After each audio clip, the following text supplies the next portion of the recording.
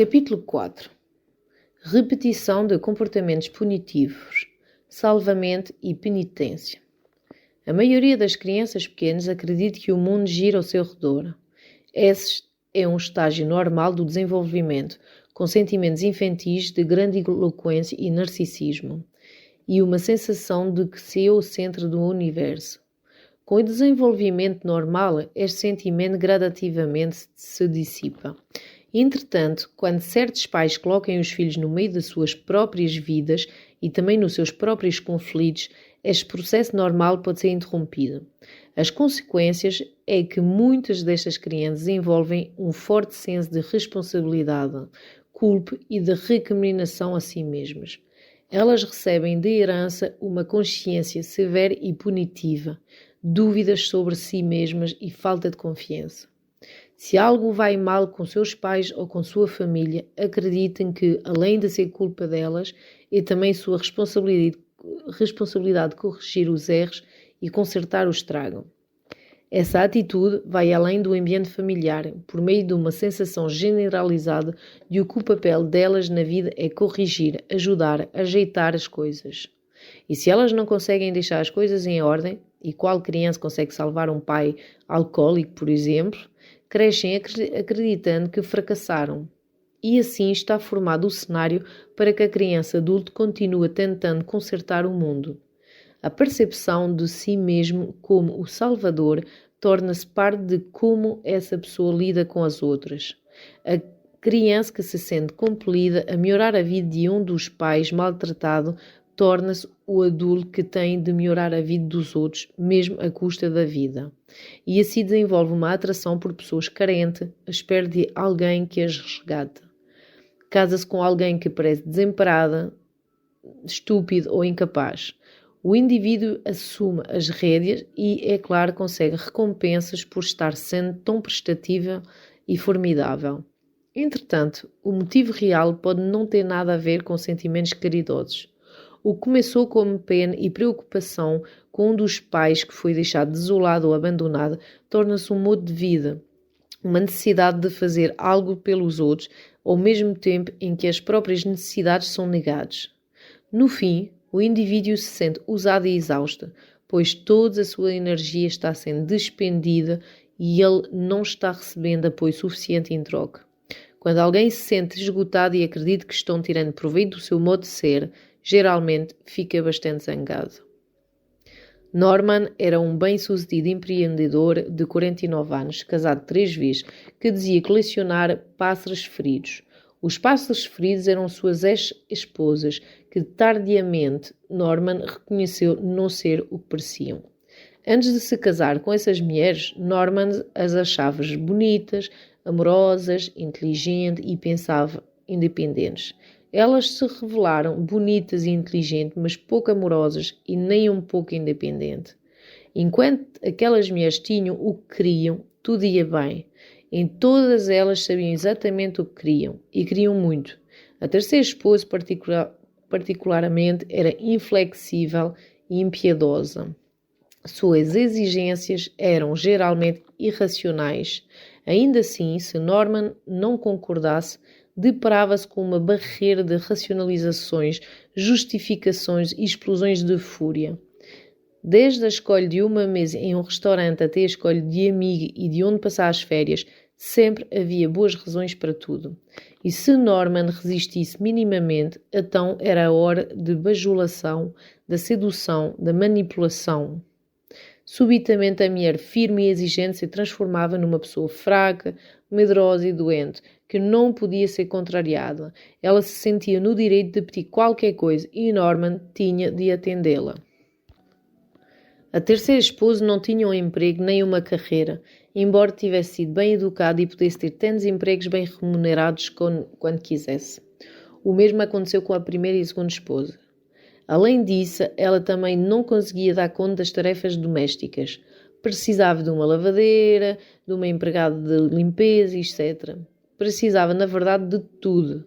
Roupas, joias, férias. Norman queria realmente agradá-la.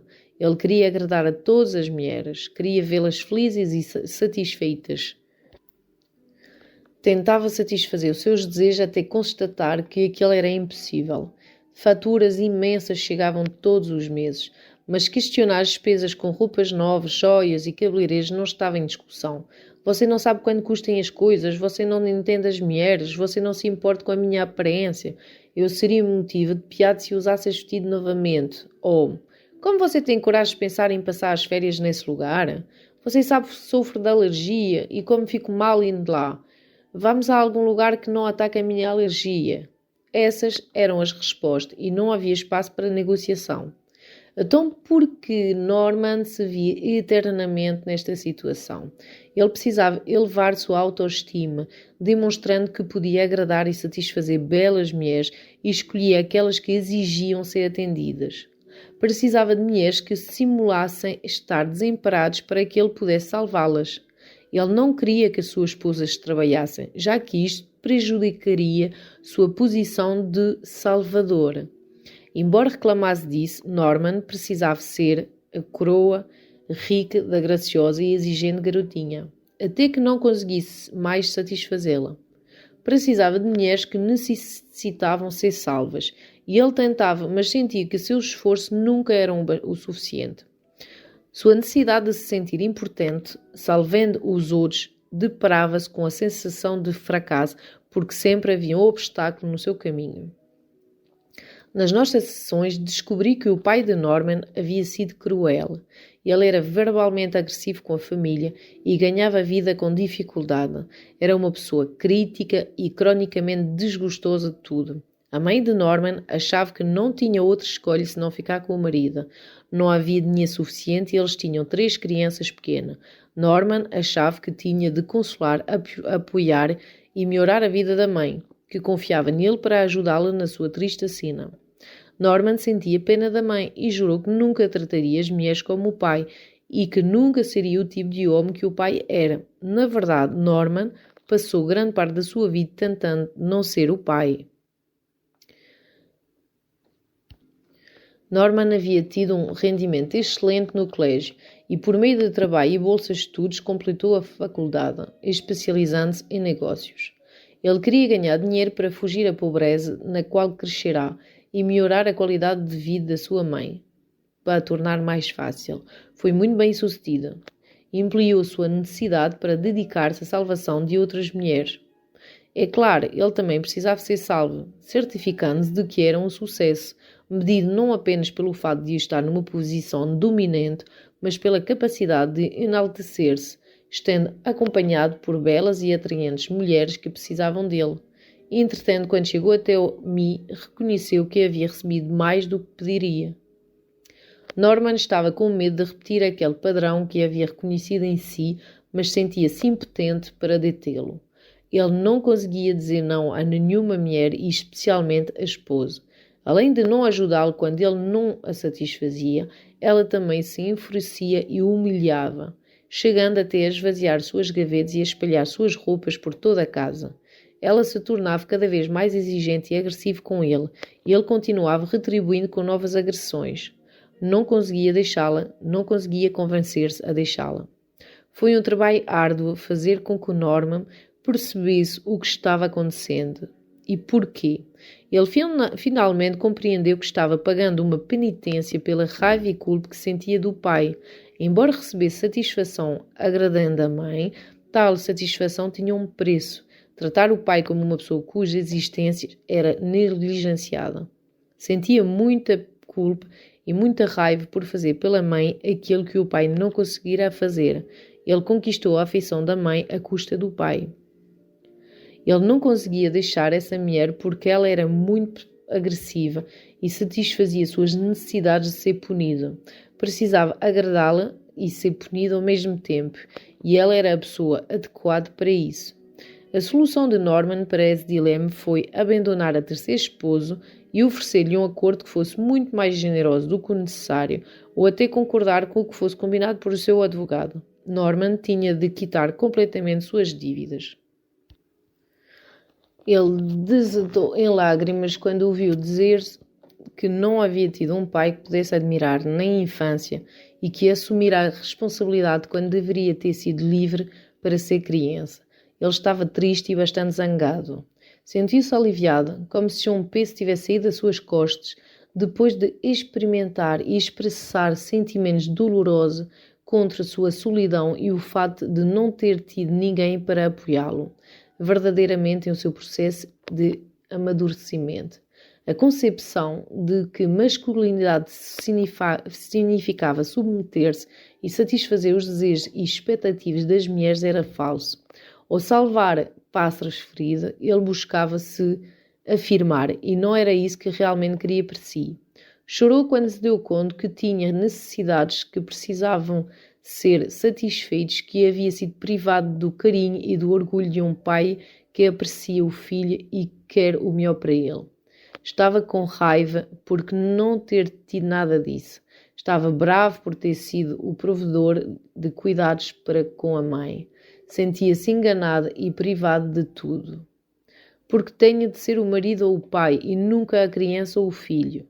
Escolhi mulheres que necessitavam de mim de modo que o cuidado com elas servisse para continuar encobrindo minhas necessidades, quando o que realmente queria era alguém que me desse algo, que cuidasse de mim. Ele se lembrou de algumas ocasiões em que a sua primeira mulher tentou oferecer-lhe conforto e apoio. Rejeitará, com raiva. Ele evitava encarar a profunda necessidade de dependências, sentindo que isso o rebaixava enquanto homem. Não podia permitir que elas me dessem nada. Eu tinha de ser o manda-chuva, porque não conseguia aceitar minha necessidade de ser uma criança com suas carências. Não sei o que é que aconteceu a Norman depois do nosso trabalho, que o nosso trabalho chegou ao fim, mas sei que quando foi embora ele se sentia mais cheio, mais preenchido. Era um ser humano que havia percebido que não precisava ser mais salvar pássaros feridos, simplesmente porque ele também havia sido ferido. Laura procurou a terapia porque estava prestes a divorciar-se do marido. Não suporto mais vê-lo beber, disse ela. Ele se recusa a parar e se recusa a ir aos alcoólicos anónimos. Insiste que não é um alcoólico, mas que não tem problema com a bebida. Procura-me entrar de um caso, geralmente na primeira sessão, perguntando por detalhes sobre pais e irmãos para encaixar o paciente em sua situação num contexto. Meu pai era uma pessoa boa, dócil e bem-humorado, exceto quando bebia, disse Laura. Quando bebia ficava distante, introvertido e não abria a boca para falar connosco. A família aprendeu que deveria deixá-lo sozinho naquelas ocasiões. Crescemos achando que era assim que as coisas tinham de ser. Mas eu me ressentia. Ele era ótimo num dia e extremamente ausente no outro. Não conseguia suportar a sua inconsistência e imprevisibilidade como minha mãe. Jurei não passar por aquilo de novo. Não quero e não vou. Quando perguntei a Lara sobre seu marido, disse-me que ele trabalhava arduamente e era um bom trabalhador. As crianças o adoravam, mas ele bebe e eu não vou conviver com isso. Nesse ponto, é extremamente importante para o terapeuta manter-se alerta para o impacto do álcool nos pacientes e em suas famílias. Embora alguns indivíduos não se embriaguem, nem se trazem na volta para casa a pessoas que experimentem uma mudança de personalidade e no modo de se relacionar com os outros com apenas uma dose. Em outras palavras, não é a quantidade ou a frequência com que se bebe que define o alcoólico. Certamente é o que o álcool causa à pessoa e aos seus relacionamentos. Eu queria saber qual o efeito da bebida no comportamento do marido da Laura. Ele não fica bêbado, ele não falta ao trabalho, ele ajuda nas tarefas de casa, mas toma vinho no jantar toda noite. Laura podia estar reagindo exageradamente com base nas experiências traumáticas na infância com o próprio pai. Parecia possível, mas era preciso cautela antes de chegar a alguma conclusão. Então pedi que o marido da Laura fosse ao consultório e foi prontamente atendida. Ele estava perdido. Não conseguia entender porque a Laura estava querendo se divorciar. Não sei porque deve deixar de tomar 1 ou 2 taças de vinho no jantar. Eu gosto disso. Faz-me relaxar. Não afeta minhas tarefas domésticas, o meu relacionamento com os meus filhos, o meu desempenho no trabalho. Não interfere no meu modo de me relacionar com a minha esposa, Mas ela está transformando isso num problema. Não é a taça de vinho que está cozendo o problema, é a Lara. Ela está me deixando louco. Ela quer que eu vou aos Alcoólicos Anónimos. Não tenho nada contra. Sei que há muitos alcoólicos que negam ter problemas com álcool, mas eu realmente não tenho. Não há casos de alcoolismo na minha família. O máximo que eu consumo são 2 copos de vinho no jantar e nunca bebo em outras ocasiões. E o vinho não me causa nada. Nunca bebo mais ou fico bêbado. Isto simplesmente não faz sentido para mim. Não fazia sentido para ele, mas fazia sentido para a Laura. Fazia uma espécie de sentido íntimo, porque Laura estava reagindo o que havia acontecido há muito tempo, não o que estava acontecendo agora. Estava reagindo o pai. Ela estava imaginando que teria problemas com o álcool e criando uma situação que não existia, baseada apenas em os seus medos. Isso foi discutido com Laura, que demorou a aceitar o facto de que estava reagindo de forma exagerada. Não conseguia acreditar que havia ficado tão traumatizado com a bebedeira do pai a ponto de se tornar tão sensível a isso, uma reação comum a qualquer trauma. Laura estava repetindo o passado. Ela achava que havia fracassado na tentativa de ajudar o pai para parar de beber, porque sua família de origem era disfuncional. Acreditava que era sua responsabilidade fazer com que o pai parasse de beber e que tinha fracassado. Agora tinha de impedir o marido de fazer o que o pai fazia. Ela não podia falhar novamente. Estava cumprindo a promessa de nunca viver com o bêbado. Mas até o momento estava repetindo seu passado de tal maneira que colocava em risco o seu casamento. Foi preciso uma intervenção, algum discernimento e muito tempo para Laura perceber que podia estar casada e talvez até gostasse disso com um homem que bebia um copo de vinho no jantar. Ela estava tentando salvar o marido que de facto não tinha nenhuma necessidade de ser salva. Existe uma crença comum a várias pessoas que permeia grande parte do nosso raciocínio. O pensamento equivale à ação. Desejos e fantasias proibidos são vivenciados como se fossem ações. Sentimos culpado pelo que pensamos, desejamos ou fantasiamos como nos sentiríamos se tivéssemos praticado aquelas ações. Em outras palavras, crianças pequenas que desejem a morte dos pais porque não obtêm o que desejem devem implorar por perdão, não pelo que fizeram, mas pelo que pensaram. A esposa ciumenta age como se o marido lhe fosse infiel só de olhar para outras mulheres, em função da crença arraigada de que o pensamento equivale à ação. Psicologicamente, seres humanos, tanto crianças como adultos, são capazes de todo o tipo de desejos, pensamentos e fantasia. Eles são parte da condição humana, são o que mantém a criança viva dentro de nós, adultos. São necessários para a criatividade. Eles devem ser celebrados, não negligenciados. Ainda assim, muitas pessoas passam a vida pagando penitência pelo que pensaram e não pelo que fizeram. Os sobreviventes não querem sucumbir às terríveis provas. O impulso é de preservação da vida, de preservação da espécie. Mesmo assim, se uma pessoa sobreviver e todos à sua volta perecerem, ela pode se sentir culpada, porque seu desejo de sobreviver se tornou realidade, o que é vivenciado como se tivesse sacrificado aqueles que pereceram.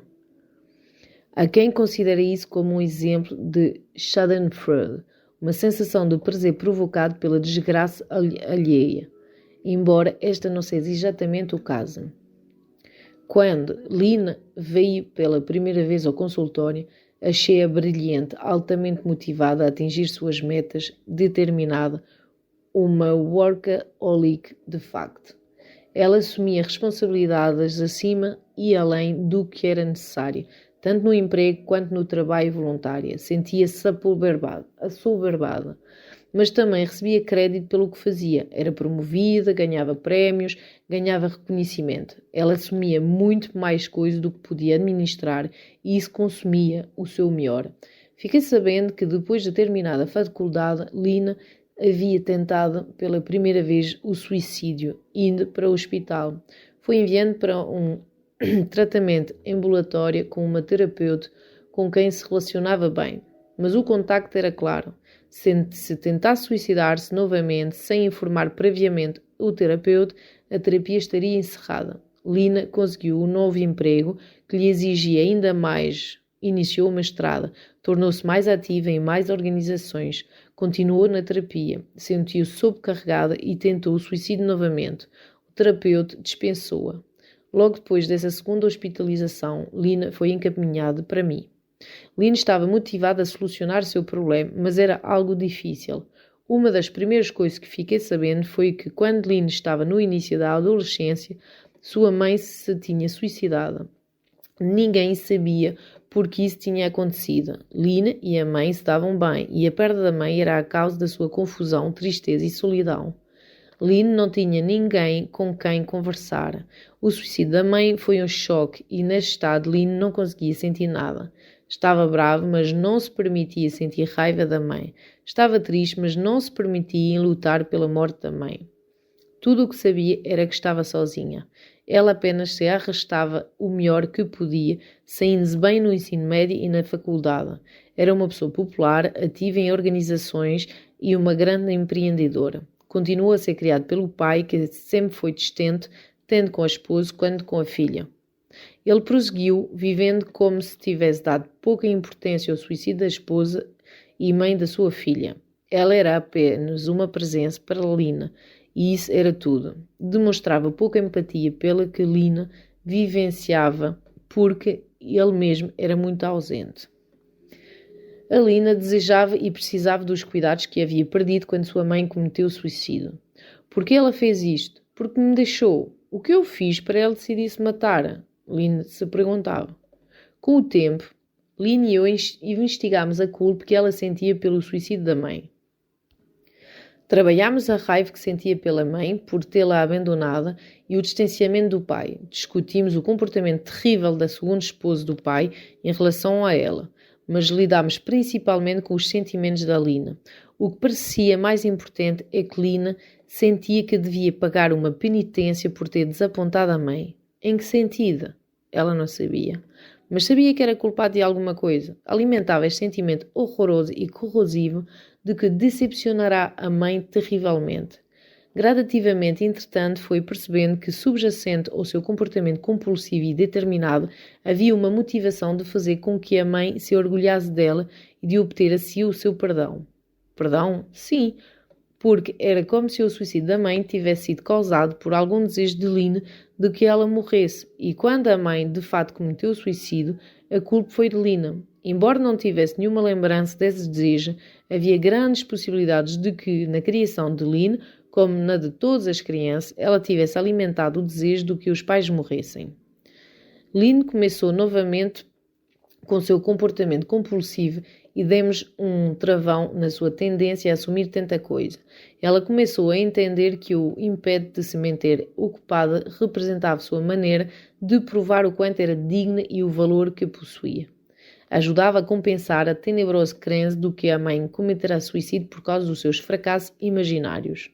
Manter-se ocupado também ajudava a atenuar os sentimentos reprimidos de raiva e de perda, uma perda pela qual nunca se tinha feito luto. Lina foi capaz de compreender que se colocava sob intensa pressão para autoafirmar-se. Ela conseguiu ver que o suicídio da mãe não tinha nada a ver com ela e que fora motivado por razões que Lina talvez nunca iria saber. Mas compreendeu que não era a causa daquele suicídio e que não tinha de se matar a trabalhar ou suicidar-se para pagar esta penitência. Isso exigiu uma mudança radical no seu estilo de vida. Quando se sentia tentada em assumir mais responsabilidades, persuadia-se do contrário. Sentia um vazio por não se atirar em várias atividades. Temia que estivesse escolhendo o caminho mais fácil ou ter tempo para o lazer, para se divertir. Lina tinha de pagar o preço máximo com a própria morte, com as tentativas de suicídio. Quando alguém sofre uma perda como essa e não se enluta, há um preço interno a ser pago, mais frequentemente na forma de depressão. Lina estava deprimida e brava e queria ou cometer suicídio ou trabalhar até a morte. Lina não queria morrer, ela desejava ardentemente viver, mas isto a fazia-se sentir ainda mais culpada. Com o tempo, ela conseguiu expressar a raiva, o desapontamento e a dor pela morte da mãe. Foi capaz de atravessar um período de luto sem se lançar em atividades frenéticas. O vazio que sentiu quando tentou não se manter sobrecarregado de trabalho dissipou-se e então finalmente foi capaz de viver sem ter de justificar a sua existência para a mãe. Ela também se permitiu apreciar a vida sem ter de fugir para atividades compulsivas. Nunca quis ser como minha mãe. Como terapeuta, ouço esta frase muitas vezes. Nunca quis ser como minha mãe. Quando era pequeno, prometi a mim mesmo que quando crescesse nunca seria daquele jeito. Mas quando mais velho eu ficava, mas eu percebia que eu estava agindo da mesma maneira. A internalização destes relacionamentos, por mais negativo que sejam, é poderosa e persistente. O indivíduo pode rejeitá-la verbalmente, mas ela sobrevive no inconsciente. Pode arruinar futuros relacionamentos e destruir vidas, e ocorre de maneira insidiosa. Há momentos em que o indivíduo está cheio de dúvidas sobre suas próprias habilidades. Talvez ele realmente não se sinta capaz e à altura das responsabilidades do emprego. Ele pede ajuda, mas quando ela é oferecida, descarrega a raiva na pessoa que lhe estende a mão. Este processo é repetido frequentemente. Em vez de matar o mensageiro, é o caso de matar o ajudante. Mark estava casado com Sally havia 10 anos. Não tinham filhos. Mark era uma pessoa com instrução, mas não ganhava muito. O seu currículo era irregular. Ele trabalhava aqui, ali, saindo-se relativamente bem, mas constantemente era dispensado do serviço. Sally, por outro lado, ocupava um cargo de responsabilidade havia muito tempo. Conseguia bons relatórios anuais de desempenho, era agradecida com bónus e recebia um bom ordenado. Quando ela e Mark vieram até mim, ela se apresentou como uma pessoa dotada de autoconfiança e independência. Ela também estava brava. Não demorou muito para acusar Mark de não contribuir de modo apropriado para a família, manifestando a sensação de que havia sido abandonada. O que começou a sobressair rapidamente, entretanto, foi que Sally, apesar de se mostrar confiante, era bastante insegura. A despeito do que professava, ela não se sentia realmente merecedor da posição que ocupava. Às vezes, quando lhe entregavam projetos, sentia-se oprimida. Aí então pedia que Mark a ajudasse na pesquisa ou nos cálculos necessários para solucionar os problemas técnicos do seu projeto. Mark sempre estava disposto a ajudar e, por sinal, era bastante eficiente. Tinha muitos talentos que eram úteis para ela. Mas, embora Sally solicitasse seu apoio, ela se ressentia disso. Ela se ressentia de lhe pedir ajuda e de ser ajudada. Para ela, embora ainda não tivesse dado conta, precisar de ajuda de Mark era algo que a humilhava. E onde ficava Mark nesta história? Ele se sentia em apuros, recebia mensagens contraditórias de Sally. Por um lado, estava sendo chamado para ajudar. Quando ajudava, ela ficava chateada. Na verdade, ela ficava furiosa. Ela era combativa em sua necessidade de ser independente, de fazer tudo sozinha. Contudo, quando não conseguia, sentia-se enfraquecida e vulnerável. Pedia ajuda e, sim, era um círculo vicioso. O que Mark deveria fazer, ou qualquer pessoa faria numa situação desta? Sally me disse logo no começo, nunca quis ser como minha mãe. Minha mãe era uma mulher brava, sentia raiva por ter um marido e filhos que precisavam dela. Na verdade, sua mãe estava sempre brava. Como mãe, cedia porque sentia que precisava fazer isso, mas se ressentia depois. Ela cedia, ressentia-se e então se afastava daqueles que se agradavam a ela. Embora Sally dissesse claramente nunca quis ser como minha mãe, estava se comportando tal e qual. Ela, assim como a mãe, precisava preservar a imagem de ser uma pessoa competente e independente que construirá, porque vulnerabilidade significava sofrer. Mark se tornou a mãe da Sally, ajudava quando ela pedia, mas Sally recriou um enredo no qual pedir ajuda era equivalente a ser rejeitado depois. O Mark, por sua vez, tinha necessidade de continuar ajudando e de salvá-la para compensar seu sentimento de inadequação por não conseguir permanecer no emprego e não contribuir de modo satisfatório com as finanças da família, tanto quanto pelas circunstâncias do seu próprio passado. Ao ajudar Sally, fortificava-se. Sally, no entanto, não permitia isso e o ciclo era tão constante que Mark quis desistir. Mark cansou-se de ser o salvador para ser então humilhado e queria pôr fim à relação. É necessário fazer uma observação sobre o desejo de Sally de não querer ser como a mãe. Sally tinha apenas uma vaga percepção dessa influência, mas ao se inteirar, tornou-se apta para interromper o comportamento destrutivo em relação ao marido e a si própria. Como sinalizei para Mark e Sally, eles estavam se arriscando a repetir esse comportamento interativo em relação àqueles casamentos ou a futuras uniões. Pela repetição, acreditamos que podemos sobrepujar as dificuldades, mas geralmente isso também leva a uma catástrofe. Parece que há um impulso inexorável de minar, desfazer as mudanças tão duramente conquistadas.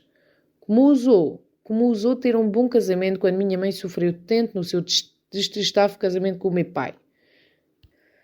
Como foi capaz de ser bem-sucedido no trabalho quando meu pai odiava o seu? Como foi capaz de apreciar a vida quando outros perto de mim não conseguem? Como ousou viver quando os que estavam perto de mim pareceram? Minha culpa me priva de consolidar e de celebrar minhas realizações e minha felicidade. Meu sucesso deve ser desfeito. A culpa por ter sobrevivido é muito forte. Antes de mais nada, impede o sucesso e leva a ciclos de autossabotagem em que o indivíduo se torna bem-sucedido e então sente-se na obrigação de minar o sucesso fracassando.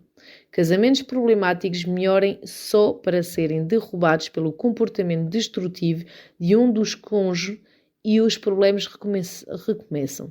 Alcoólicos encaram o seu problema e parem de beber, somente para terminar por beber novamente, apesar de terem jurado que os seus dias de bebedeira tinham terminado. A boa vida, a vida pacífica é insuportável. Os sobreviventes não conseguem tolerar a paz e a tranquilidade. Eles precisam de agitação e de problemas para se sentir vivos. Quando estou no meio de uma discussão com minha mulher e eu entro num barato, tenho uma sensação de estar vivo. Um homem me disse: tenho de sentir tensão. Sem tensão e sem problemas me sinto aborrecido e morto. Esse é um tema que reaparece com frequência, embora nem sempre de modo óbvio. A briga, a tensão, é racionalizado pelas circunstâncias, mas o tema subjacente é de fato bastante diferente. O tema é que a paz e a quietude equivalem à morte. A culpa por obter o que não devia ser obtido deve ser sabotada. A paz não é merecida, a satisfação não é merecida, o sucesso não é merecido.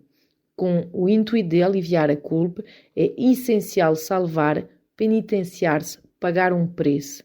Às vezes o preço não é somente a inabilidade do indivíduo vivenciar o prazer e a tranquilidade, mas também de apreciar a própria vida. Um bom exemplo pode ser a vida e, enfim, a trágica morte do Primo Levi. Ele sobreviveu aos campos de concentração e se tornou um grande escritor, pois cometeu suicídio. O que é o medo do sucesso? Isso existe realmente?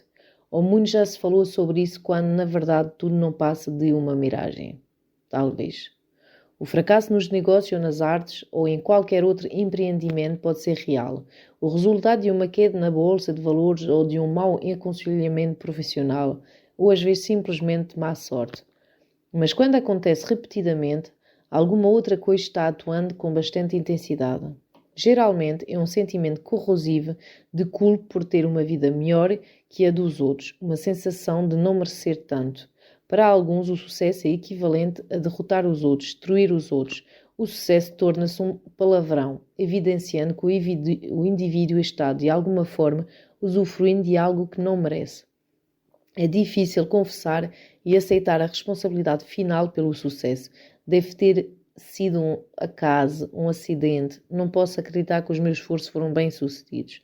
A crença subliminar é que eu não mereço o sucesso e que se eu obtiver deve-me desfazer dele, miná-lo, mandá-lo fora. Falámos sobre o medo do fracasso, mas o medo do sucesso é tão problemático quanto o outro. Alan montou um pequeno negócio que parecia ir muito bem. O negócio exigia conhecimentos especializados sobre peças esotéricas colecionáveis e ele treinou bastante. Desenvolveu uma reputação como especialista no ramo. Entretanto, quando o negócio estava prestes a se tornar o que deveria ser, ou poderia ter sido um sucesso fenómeno, ele acabou se sabotando. Lá para o escritório, e em vez de se ocupar das coisas importantes que precisavam ser feitas, ocupava-se de assuntos insignificantes. E essa não era a primeira vez. Ele tinha um histórico de começar projeto, alcançar um certo grau de sucesso e então perder o interesse. Além disso, as coisas não estavam bem em o seu casamento. Por mais que amasse a esposa, vinha evitando ter relações sexuais com ela havia muitos anos. Ele não entendia porquê. A esposa desistiu de reclamar, porque Alan se tornou evasivo e defensivo. Eles haviam decidido antes de se casar que não teriam filhos. A mulher tinha uma carreira sólida e se dedicava a ela, e evitava insistir no assunto da intimidade do casal. O Alan começou a terapia porque finalmente reconheceu que estava numa encruzilhada em seu negócio e que a sua vida pessoal também não estava bem. Depois de vários meses, Alan mencionou o seguinte sonho. Estava assistindo a um jogo de basquete feminino. Um dos times era de uma universidade tradicional, composto principalmente por mulheres altas e brancas. O outro time era formado por mulheres baixas e de uma faculdade pública, notadamente inferior.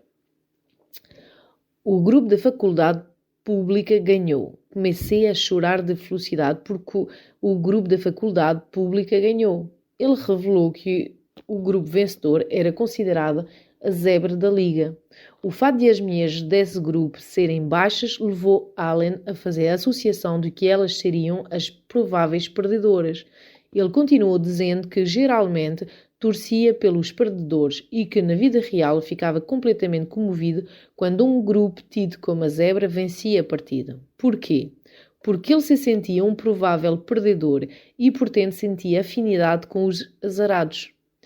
Ele percebia o pai como um vencedor, o que tinha poder em contraste com ele, o perdedor. Alan queria vencer, mas não conseguia. Precisava de alguém para ser o vencedor, de modo que pudesse admirá-lo, e supunha que, pelo fato de ser o vencedor, esse alguém poderia tomar conta dele. Como perdedor, Alan não teria de assumir responsabilidade e não precisaria sentir culpa de ser mais bem-sucedido que o pai. O Alan, mais velho de 3 irmãos, foi criado por uma ama. A mãe era uma mulher de negócios que estava sempre ocupada. O pai era bem-sucedido, alcoólico e exibicionista. Ele tinha de ser o manda-chuva da família. Só estava interessado em falar do seu sucesso e demonstrar quanto era bom. Era um hábil marinheiro, um campeão de ténis e muito habilidoso nas tarefas domésticas da casa. E não tinha tempo ou interesse por seu filho. Se Alan executasse bem alguma tarefa, o pai dava-lhe de ombros. Não foi bom o suficiente, parecia ele dizer. Eu poderia ter feito melhor. O Alan era inteligente, mas tinha um desempenho escolar muito baixo pelo seu potencial, mas ninguém se importava com isso. Alan também não se importava e não tentava realmente mudar a situação. Depois da sua formação escolar, envolveu-se em algumas atividades ambiciosas nas quais era bom, mas não havia nenhum futuro naqueles empreendimentos. Serviam mais de passatempos desafiadores. Alan sentia que o seu pai era um vencedor por muitas razões, uma das quais porque ele tinha a mãe. Alan alimentava um forte desejo pela mãe, que descreveu como uma mulher excepcionalmente bonita. A mãe era o prémio e, embora desejasse o prémio, sabia que era proibido. O sucesso era uma posição desejada, mas temível. Significava assumir responsabilidades que ele nunca iria alcançar. O sucesso e as responsabilidades eram para os outros, não para ele. Sim, o sucesso envolvia responsabilidades pelas quais ele ansiava, mas ficava em dúvida se algum dia poderia alcançá-las e não queria correr o risco de tentar. Em vez disso, Alan se tornou passivo e desinteressado. A dinâmica que estava em operação costuma ser reproduzido sob várias formas. Baseado na situação triangular entre filho e pais, há o filho que quer assumir o lugar do pai, há o pai que é ameaçado pelo filho jovem e tem de esmagá-lo e derrotá-lo em qualquer competição. Há a mãe que relembra a filha que ela é a rainha e que planeja permanecer na posição dominante. Os filhos de tais relacionamentos, o clássico triângulo edípico, geralmente sentem-se culpados por seus desejos de desenvolver temores de ser bem-sucedidos.